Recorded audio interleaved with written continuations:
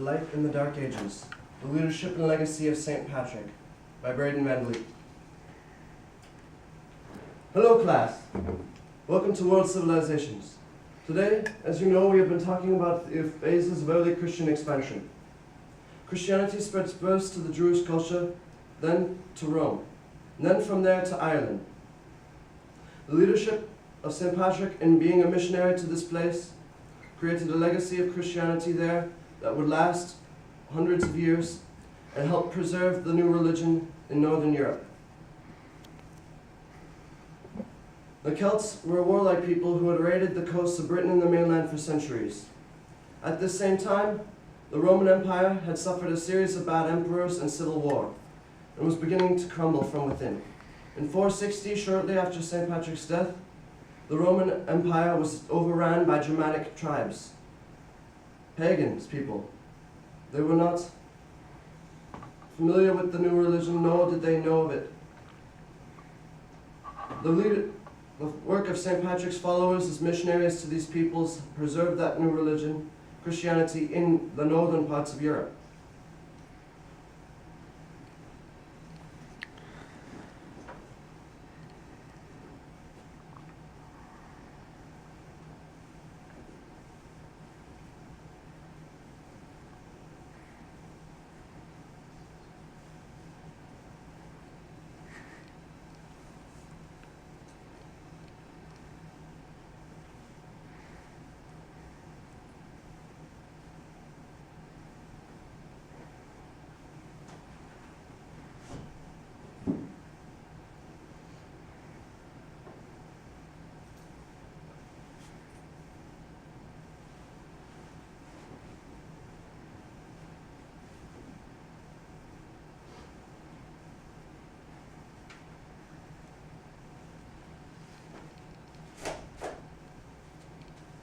It's time I wrote down my story. That way, those who come after will know too. Hello, my name is Patrick. I am a sinner, a simple country person, and the least of all believers. I am looked down upon by many. I am a deacon, no, the son of a deacon, the priest of the faith. I was born in a small village on the west coast of Britain. And from that village I was taken at the age of 16 by raiders to Northern Ireland. After I arrived in Ireland, I had to tend sheep every day. The love of God grew, and my sense of awe. My faith was moved so that in one day I would pray up to 100 times, and at night perhaps the same. I would even remain in the woods and on the mountainside, so that and I would rise to pray before dawn, in snow and ice and rain. So I am, first of all, a simple country person, and the least of all believers, and unlearned. I do not know how to provide for the future. I was taken from a foreign land before my education was complete, but I learned the Irish language and their people's customs. I learned why the Druids made sacrifices. I learned how the nobles ruled only through consent of their people and their warriors. While I disliked the Druids, I often had to interact with them. My own Pharisees and religious leaders. Even later out of them I would make converts. The worst of the pagan gods of this time was Crom, a demon. He was worshipped at Slech, the plain of prostration, and his priests were the ones who later cried out for my head. They promoted the slave trade of war and demanded slaves as sacrifice for their dark god. I could not stand to see people so hopeless and oppressed by the worship of false gods such as him. If I seem to some to be too forward, with my lack of knowledge and my even slower tongue, still it is written, stammering tongues will quickly learn to speak peace. It was there, one night in my sleep, I heard in the voice saying to me, "You have fasted well, very soon you will return to your native country." And again a little while later, "Go, your ship is ready." It was not nearby, but a good 200 miles away. I did not know anyone there, nor had I ever been to the place. I left the man who I had been with 6 years then, and went.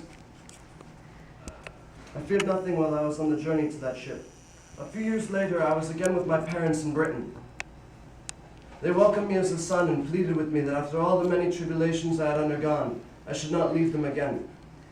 It was there, again in the night, I saw in a vision a man named Victoricus, coming as it were from Ireland.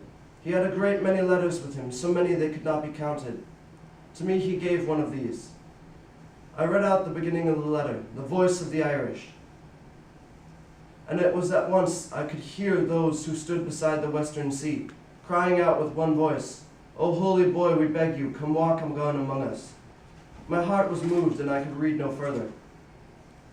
I awoke then. That vision inspired me. I went to Rome, received priestly training, and eventually reached the rank of bishop. Then, years later, with monks who would assist me, I returned to the place of my captivity, determined to make converts. As for what happened there, well, Hosea says, those who are not my people, I will call my people. And who has not obtained mercy, I will call the one who has obtained mercy. In the place where it was said, you are not my people, there you shall be called children of the living God. How has this happened in Ireland? Never before did they know of God, except to serve idols and unclean things. It is right to spread, but now they are called children of God. It is right to spread abroad the name of God faithfully without fear, so that even after my death I may leave something of value in the many thousands of my brothers and sisters whom I baptized in the Lord. I pray for those who believe in and have reverence for God. Some of them may happen to inspect or come upon this writing which Patrick, a sinner without learning, wrote in Ireland. May none of them ever say whatever little I did or made known to please God was done through ignorance. Instead, you can judge and believe in all truth that it was a gift of God. This is my confession before I die.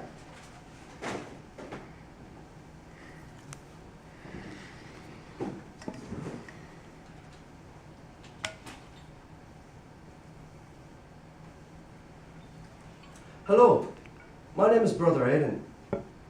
I'm sure you're here for the communion service. Well, that shan't be for an hour or so you might as well wait. We'll be using this. The King's blacksmith dropped it off this morning, a donation. Such craftsmanship. You won't tell the bishop I had that, will you? No. While you wait, perhaps you would like to hear some history about this place. Armagh, where now stands a cathedral, was once a simple stone chapel built by St. Patrick.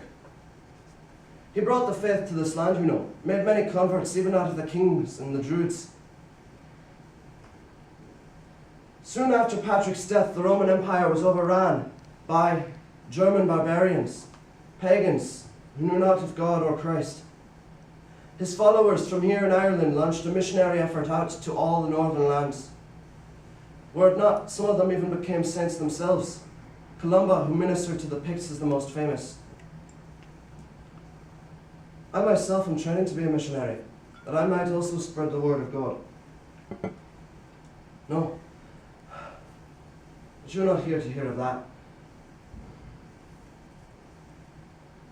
Yes, without that, the new faith, Christianity, would have only remained strong in the southern lands, Italia and the Frankish kingdoms.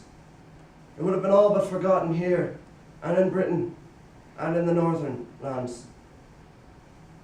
How do you know all this, we may ask? Well, the monks record everything in books. Every detail that seems important is written down. That way after us, those who come further will know too.